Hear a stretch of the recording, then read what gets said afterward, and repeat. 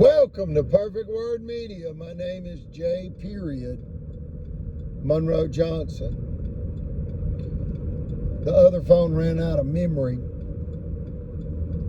and I said I was going to play Cherokee Nation by Paul Revere and the Raiders, and I will do that now. Today is Sunday, November 17th. 2024. There's a stillness in the Alabama officialdom. High level, high powered Alabama officials have just recently realized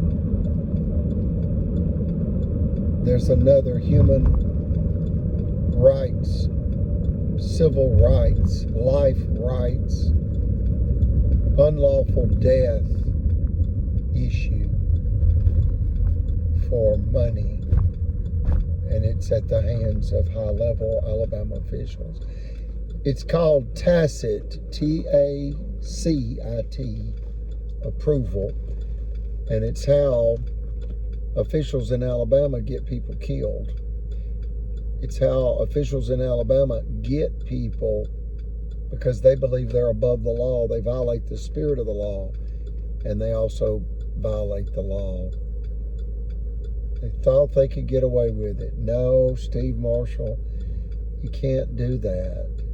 You're not allowed to get people raped and robbed and killed, slandered, and have them beg for their lives, and you do nothing. You know, there's another tragedy in Alabama, and that's that Alabama was rated the #1 most dangerous prison in the United States. And when asked recently at a town hall meeting, this is about a year ago now, I guess, it was on the internet, it was on the news, it was in a news paper, I believe in Montgomery. You can Google it. It was in a newspaper article online.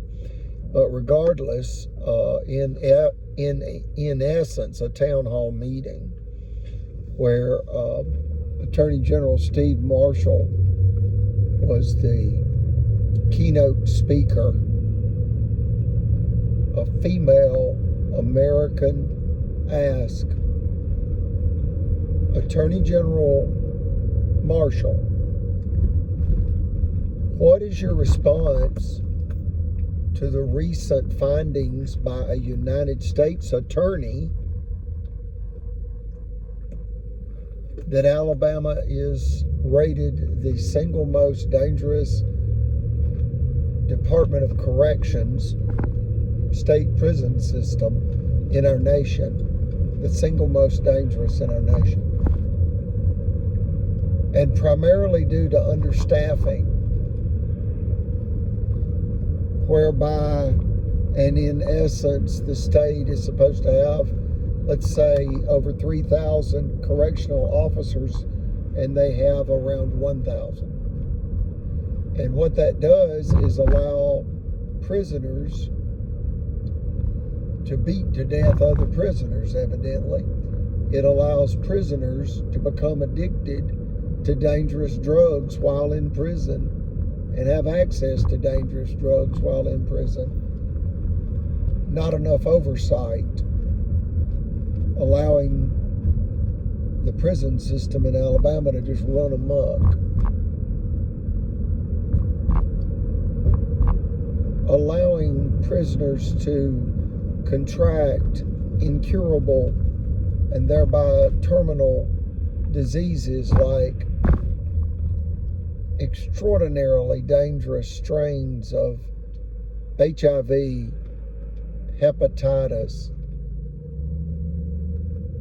and other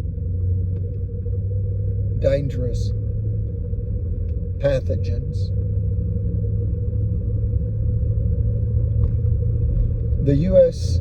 Attorney deemed the Alabama prison system not fit for human habitation. Well, if it's not fit for a human, it's not fit for an animal. Because even an animal needs to have its basic needs met.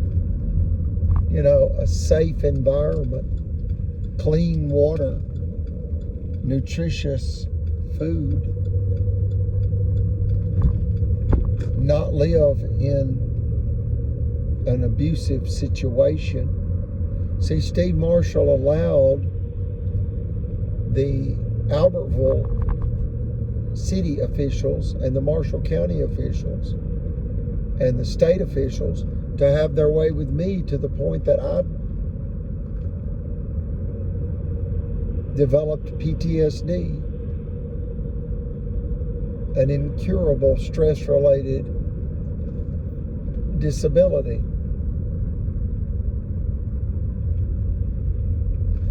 Steve Marshall's got blood on his hands, folks. That is serious bodily injury.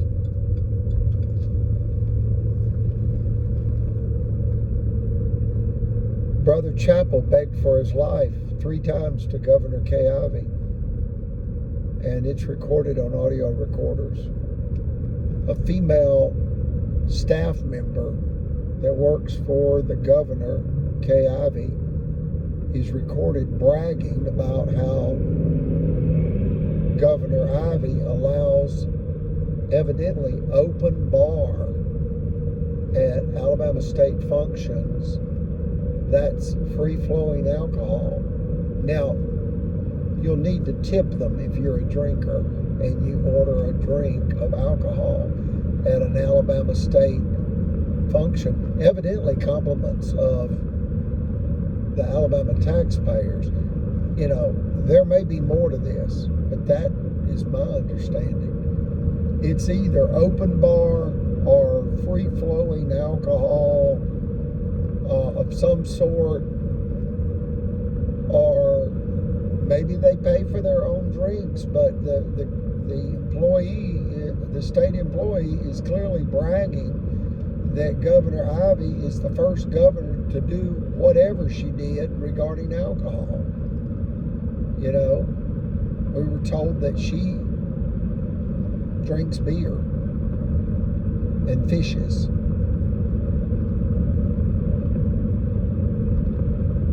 They don't need another drink of alcohol. Read the lyrics to a Leonard Skinner song. You know, I'm the Leonard Skinner brother. My brother is Damon Rogers Johnson, the lead guitarist for Leonard Skinner, the greatest Southern rock band of all time. Undisputed.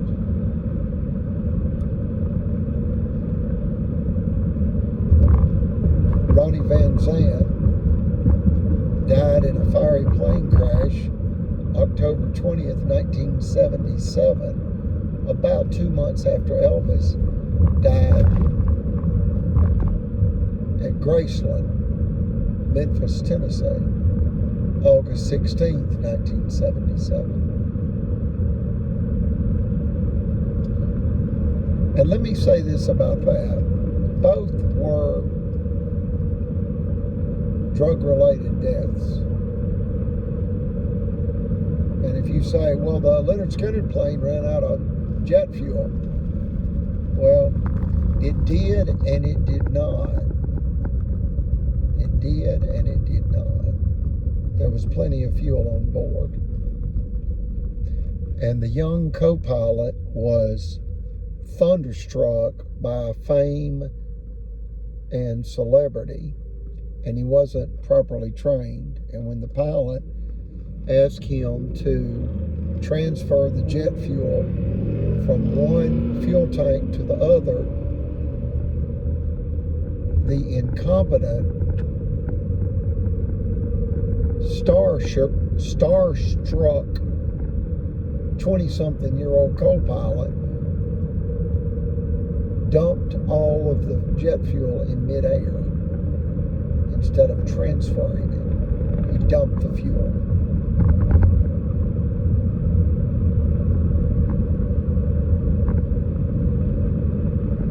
And then Ronnie Van Zant refused to put on his seatbelt because he had smoked marijuana before he got on the plane. And he was walking around on the plane with a bottle of Jack Daniel's whiskey and drinking it straight from the bottle. And I don't think he was chasing it with Coke or Sprite or water or anything. He was just drinking it straight. So he refused to put on his seatbelt, and he laid down on a couch on this privately chartered airplane when he was told that there would be a crash landing and he needed to sit down and put on his seatbelt. And he refused. And he laid down on the couch and crossed his one ankle over the other. He crossed his legs at the ankles. And he put his hands on his chest, his arms on his chest. And he crossed his ankles over. And he said, "I'll see you on the other side." And he prepared to die, as he did.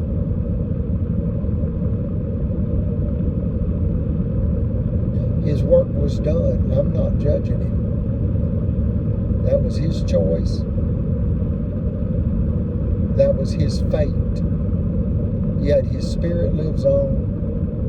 And here's a prime example of Ronnie Van Zant's power and authority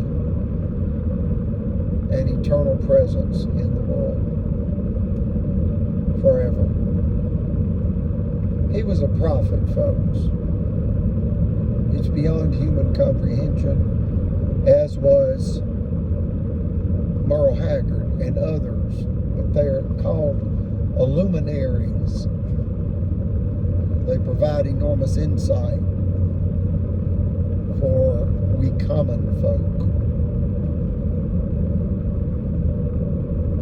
So Ronnie Van Zant wrote a song called "Things Going On."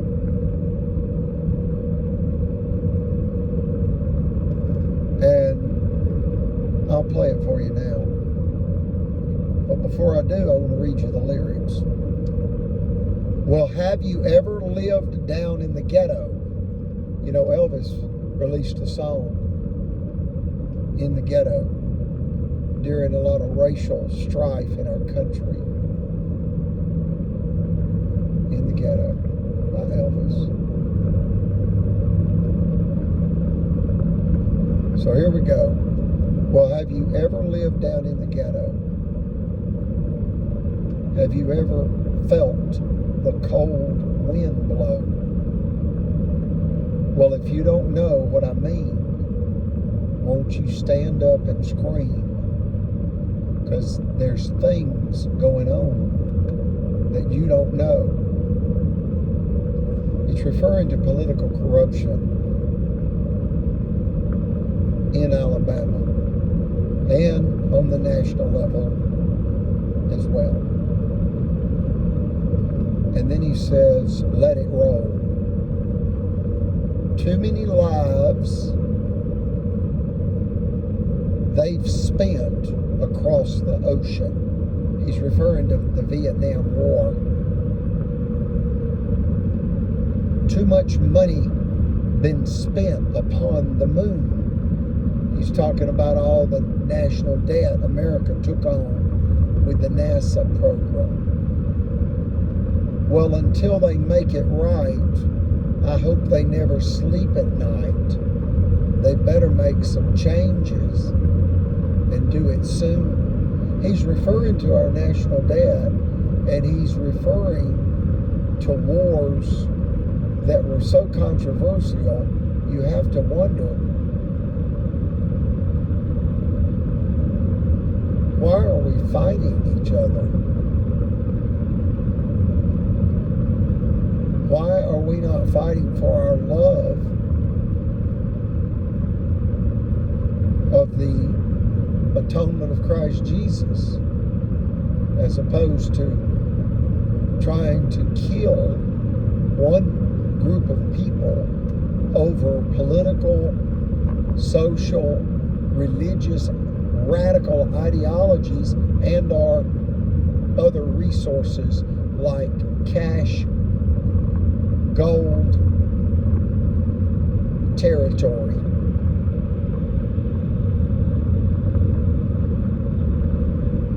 It goes on, the lyrics to the song Things Going On by Ronnie Van Zant, Leonard Skinner. Well, they're going to ruin the air that we breathe. Look at that. It's called climate change. It's called carbon. It's called pollution. It's called toxicity. So one more time. Well, they're going to ruin the air that we breathe. Lord have mercy. They're going to ruin us all. Wow, Ronnie Van Zant, look at where we are now. By and by, I'm telling you, I'm telling all you, beware. Now, I'm going to start over and not interrupt the actual lyrics, but you can Google this and read the lyrics to Things Going On by Leonard Skinner yourself, Ronnie Van Zant, before he died at age 29 in a fiery plane crash, which was really co-pilot error, and the fuel was plenty until the co-pilot incompetently dumped it in midair when he was supposed to transfer it, and the plane thereby crashed.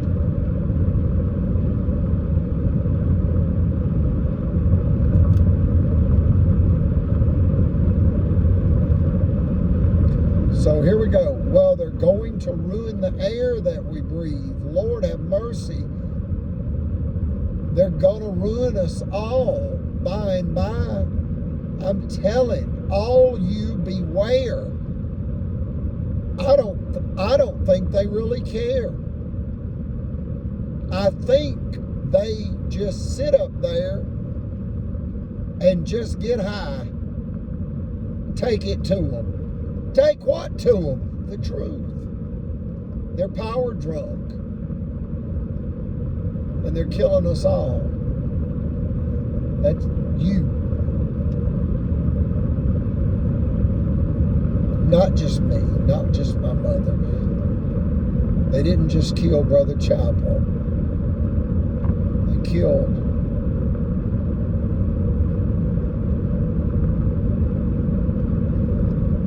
the collective good conscience of humanity when they ganged up as bullies, ignorant and arrogant thieves, and reveled in the elder abuse, bragging they would steal the property that the elderly World War II war-disabled Navy veteran, high priest in the LDS for the Church of Jesus Christ of Latter-day Saints, and great-grandson of Kaiser Wilhelm II, Germany's last emperor, and thereby simultaneously great-great-grandson to Kaiser Frederick III. Also friends from age 5 to 11 with John D. Rockefeller, as Brother Chapel's grandmother was Rockefeller's chief executive housekeeper at the Rockefeller Mansion 25 miles north of New York City. This is in the 30s. And Brother Chapel was born in 1926, New Haven, Connecticut. He said he remembers standing on the sidewalk watching thousands of Ku Klux Klan's members parade down the street. He said he remembered the controversy of his time in New Haven, Connecticut was the few people that owned automobiles in a contentious battle, so to speak, with the majority of people that traveled by horse and mule. The cars were loud and fast.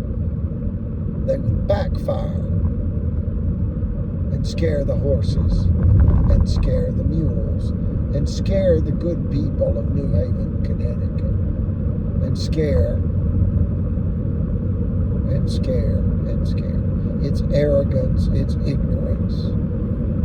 It's arrogance from ignorance.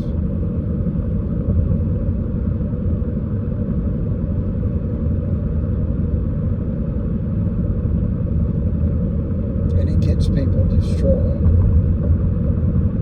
It's wickedness. These people that we are in a contentious battle with are demon possessed. They're satanic. On the cross, Christ Jesus said, "Forgive them, Father, for they know not what they do." These people know good and damn and well what they do. They just don't care. They put money over human life and laugh about it. They're power drunk, and they've got to be taken down, folks. These people are deadly, criminally insane. And just to name a few, you've got 2 judges, Riley and Floyd, 2 lawmen, Sims and Roberts, and 2 bankers, Bailey and Lacey, and 2 lawyers, and that's Marshall and Carnes. There are others, but that's 8 primary villains in this unconscionable American judicial and law enforcement abomination. The largest gang in Alabama is some of the law enforcement officers and some of the judges.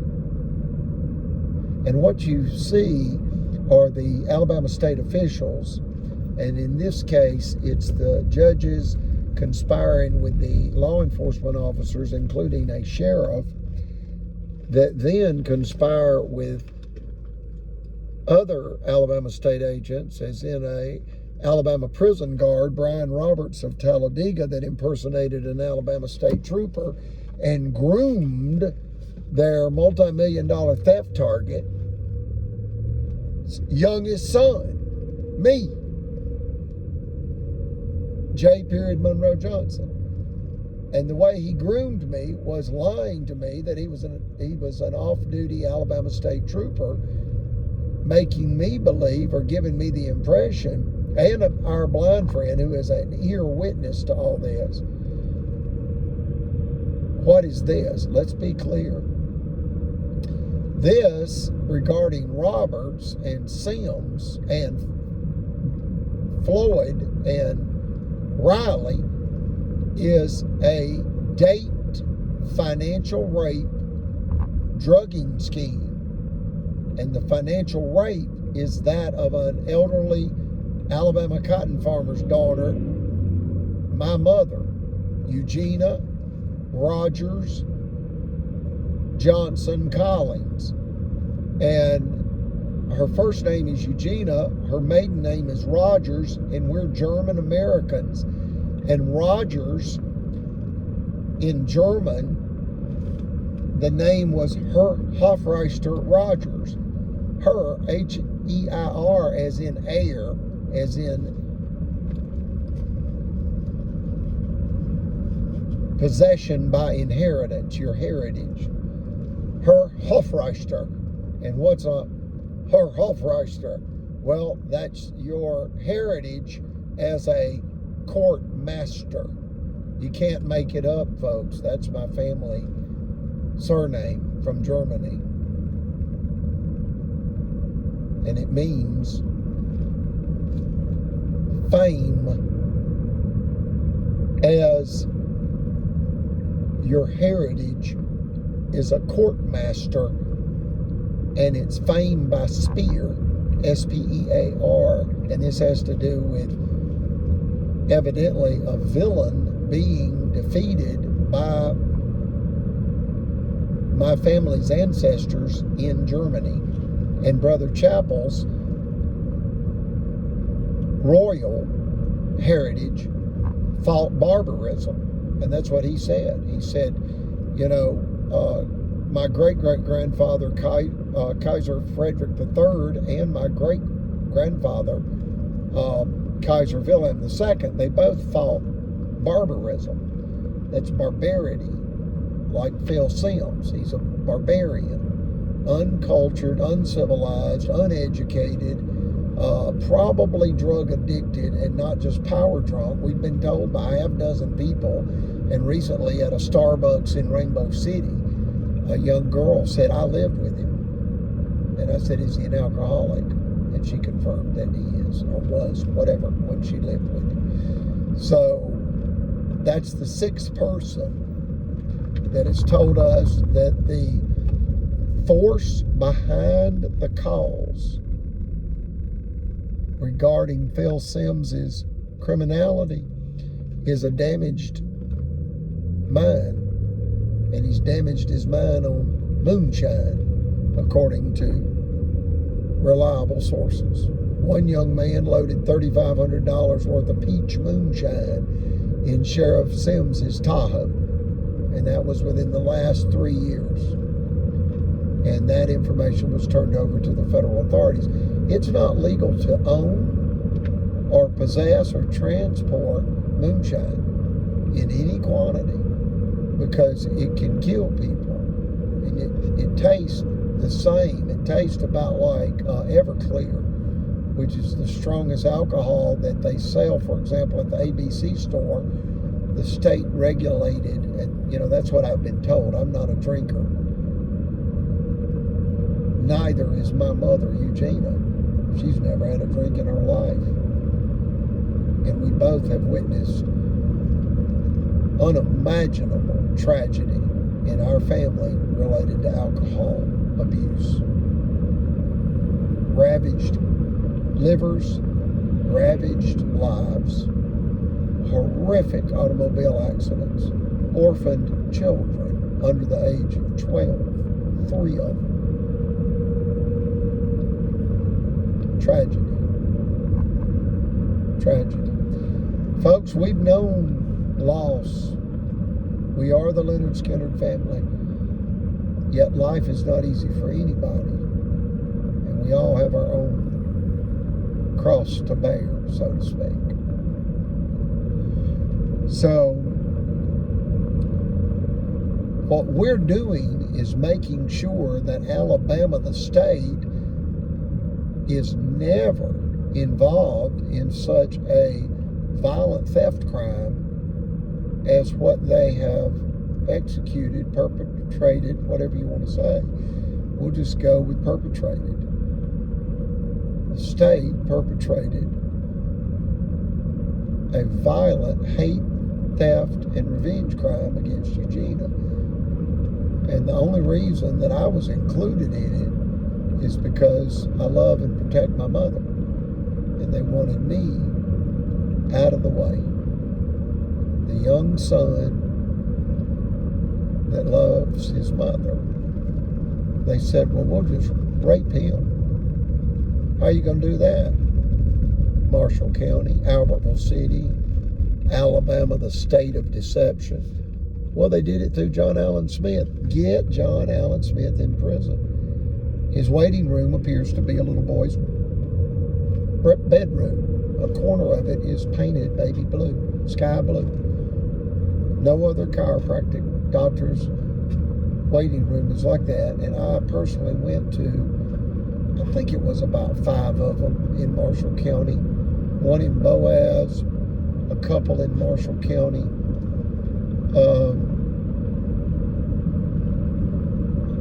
I can go with 4 for sure. But I went and inspected their waiting rooms to see, if other chiropractors catered to small boys like John Allen Smith. And no, none of them do. Only he does. And if you don't know what all that means, it means the authorities knew who to go to when they wanted their theft target sexually assaulted. And folks, when the judges, and that's Riley and Floyd, moved to re-offend and re-attack the person that had been sexually assaulted, and when you read the facts, the chiropractor lied 5 times in my medical record, for God's sakes. When you read the facts, Read the chiropractic. Hey, look, if you want a copy, you ask me. I'll send it to you, or I'll give the Alabama Chiropractic Board the permission to release my records to anybody. Understand that when you read the facts, you clearly understand that John Allen Smith sexually assaulted J. Monroe Johnson in a violent theft scheme against Eugenia, and that sexual assault took place right across the street from Albertville City Police Department.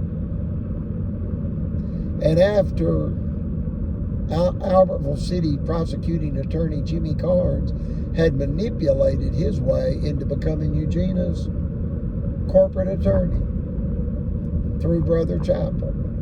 He wanted to be Eugenia's corporate attorney, in essence, to find the largest kitchen knife he could to stab her in the back with. Put him in prison too. Have Steve Marshall arrested by a United States Marshal, or just a state trooper for the state of Alabama. There's some fine state troopers in Alabama. And understand this, what happened in Selma on Bloody Sunday has made the Alabama State Trooper Association one of the finest in our nation. And the Alabama Trooper Association won a national award recently, within the last decade, as the #1 rated state trooper agency or association in the nation. Most of them have I guess all of them have military experience. Some of them are Marines. Most of them, the ones I've talked to, are Marines. But anyway, I've got Marines in my family too. We fought in every war, provably, other than the Revolutionary War. My family's fought in every war. And we're very proud of our country. We're very dedicated to protecting and defending our Constitution. And we know these villains in the Save Eugenia campaign are destroying our democracy from within. And they're killing innocents. They're killing elderly American taxpayers for their property. They're killing them. And the Attorney General, the governor, the sheriff,